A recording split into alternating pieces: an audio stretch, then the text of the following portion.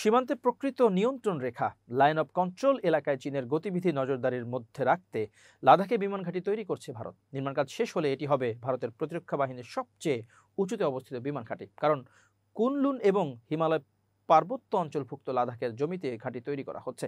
সমুদ্রপৃষ্ঠ থেকে সেটির উচ্চতা 13,700 ফুট। এখন পর্যন্ত এত উঁচুতে আর কোনো ঘাঁটি নির্মাণ করেনি ভারতীয় প্রতিরক্ষা বাহিনী। ভারতের প্রতিরক্ষা বাহিনী বরাত দিয়ে ইন্ডিয়া টুডে সহ বিভিন্ন ভারতীয় সংবাদ মাধ্যম তাদের প্রতিবেদনে জানিয়েছে, জরুরি পরিস্থিতি মোকাবেলা করার জন্য বিশেষভাবে নকশা করা এই বিমান ঘাঁটি তৈরি করা হচ্ছে পূর্ব লাদাখের মুধি নিউমা অঞ্চলে। 2021 সালে এই প্রকল্পের অনুমোদন দিয়েছিল ভারত সরকার।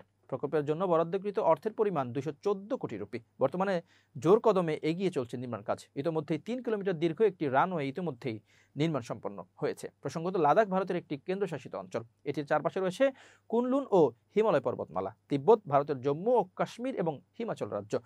1947 সালে ব্রিটিশ উপনিবেশিক শাসনের অবসানের পর থেকেই লাদাখ নিয়ে ভারতের সঙ্গে বিরোধ চলছে চীন ও পাকিস্তানের, কারণ উভয়ই লাদাখকে নিজেদের ভূখণ্ডের অংশ দাবি করে।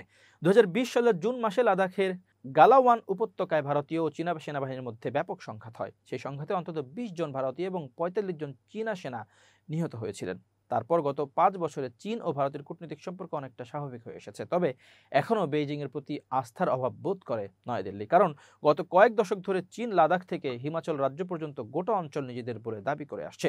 2023 সালে একটি নতুন মানচিত্র প্রকাশ করে চীন কমিউনিস্ট পার্টি।